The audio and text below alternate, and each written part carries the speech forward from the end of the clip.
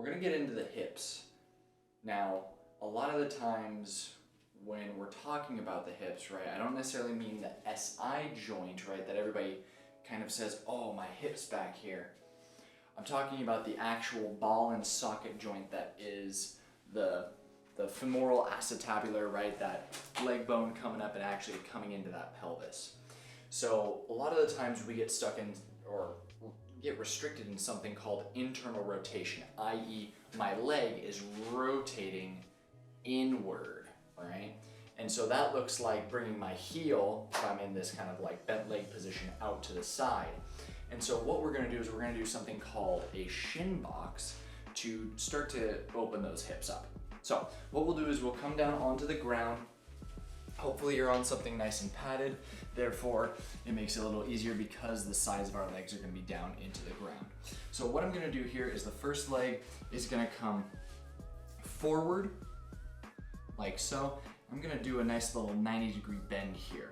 Same thing with the ankle. When I bring my foot up like this, it actually tensions some of the muscles around the knee and protects our knee and makes sure that there's nothing bad gonna happen. I'm gonna do the exact same motion back here with this leg, right? So now I have this kind of forward 90-90, I have a backwards 90-90, right? So this, once we do it on the other side, will be known as what is called the SHINBOX, right?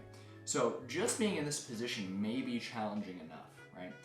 So a lot of the times I'll see people with their pelvis, right, because they can't get into this position, be tilted way off into the side. That's totally fine. What we want to do is we want to slowly be able to get our spine more upright. The more upright I get my hips, if my pelvis is kind of cocked over like this, if it doesn't want to go that way, there's a simple breathing and visualization tactic that I can think of taking that hip down. So what I'm gonna do is I'm gonna take a deep breath in, and when I breathe out, I want to imagine my whole pelvis falling and dropping down. So on this side, it's all dropping down. Ready? Deep breath in and out. I start to sit myself back up. Deep breath in, out, sit up. This leg might need to translate and kind of slide down and away. Totally fine. Again, if you're on like a carpet or a rug, that's the best. If you're on kind of this hardwood or whatever, you might need to throw a blanket under there just so you can slide a little properly. All right. So once we kind of get into this position, right, where this is a nice little static stretch, right, I'm not being too dynamic with it. What we can do is we can transition over to the other side. Now, of course, I could just get up and kind of move around, but what I'm gonna do is I'm gonna show you how you can kind of make this flow, and we'll actually kind of get into the actual ball and socket joint itself.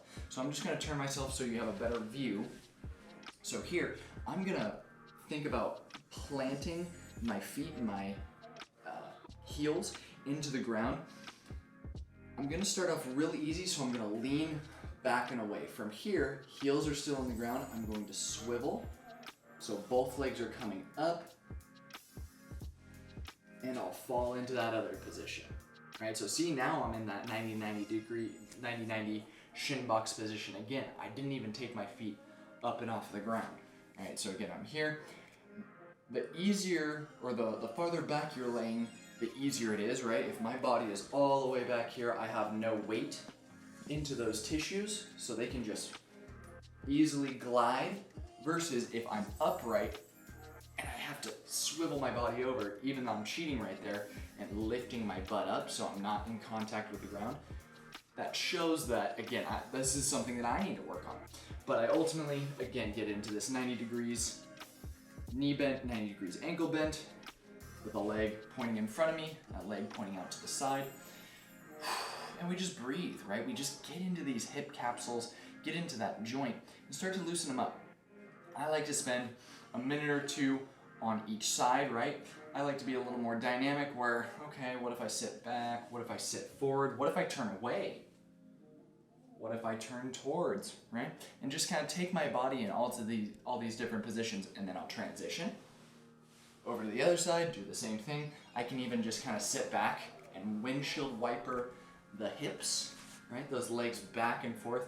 And that's gonna be a great way to start to get into those hips. Love doing that when we're waking up before we need to get into any activities, or especially right before long bouts of sitting, right? We know these hips can get really tight and kind of play into a little bit of that low back pain as well. So play around with that, again, minute or two at a time, making sure that we're taking lots of opportunities to kind of move those legs around, windshield wipering, and also using that visualization technique to drop those hips a little bit farther down.